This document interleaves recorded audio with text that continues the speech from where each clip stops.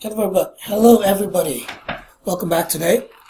So in today's session, we are going to set up our framework to basically setting up FitselFramework to test the backend and the front-end application.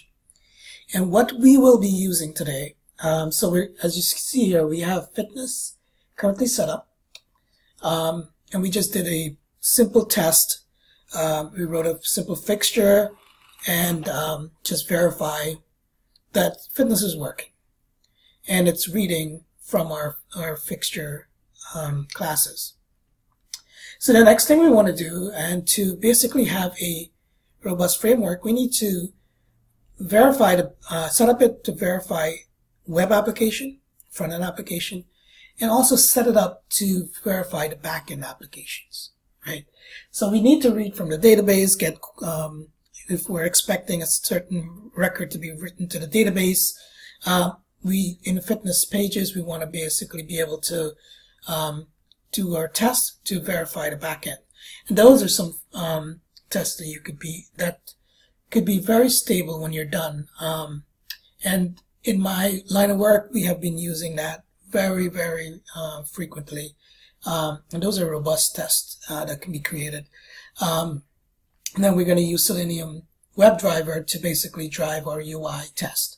So let's get started, and let's flip back to Visual Studio and get working at that.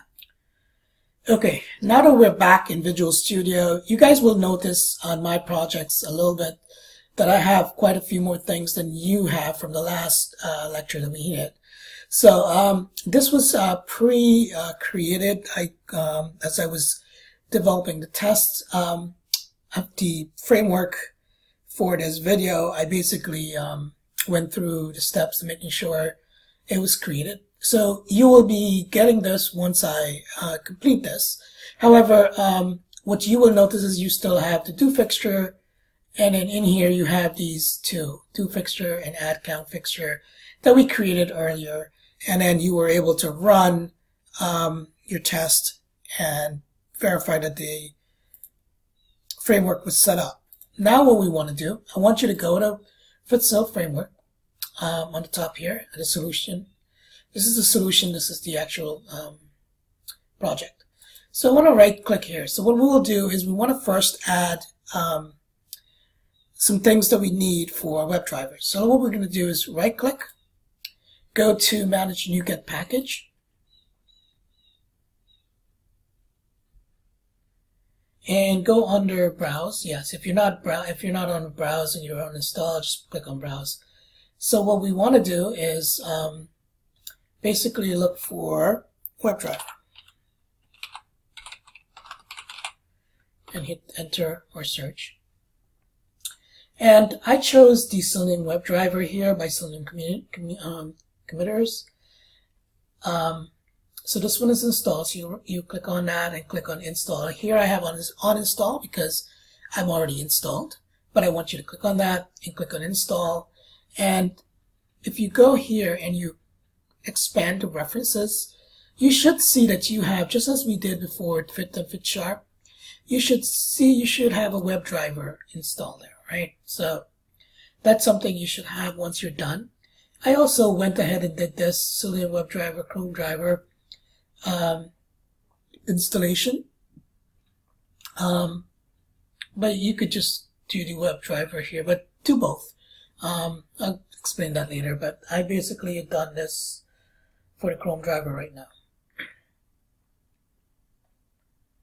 Okay, so once you have completed that part of it, the next thing we want to do is I want you to go ahead and search for the Oracle DataAccess.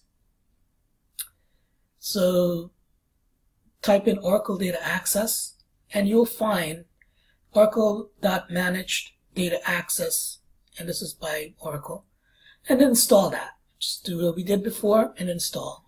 For me, I have uninstalled because I have that already installed. And then for me, I went ahead and did this for the Oracle DataAccess DLL. So I just basically click on this one and install this one. So just do that. And So now, when you're completed there, you should be able to expand the references again. You'll see that you have two, the Oracle DataAccess and Oracle Managed DataAccess DLL in there.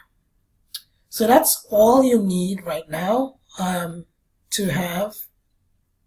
Let me just make sure. Yes. So that's currently what we need, and then we will do the rest of the setup, which will be in depth. So we need to start setting up the framework, and then hence creating some classes for this. Okay, so all right, guys. So let's just end this at this level, and in the next lesson, we will go ahead and start creating the various classes and for to verify various functions and things like that. So, all right, I will end this here and see you in the next lesson. Thanks.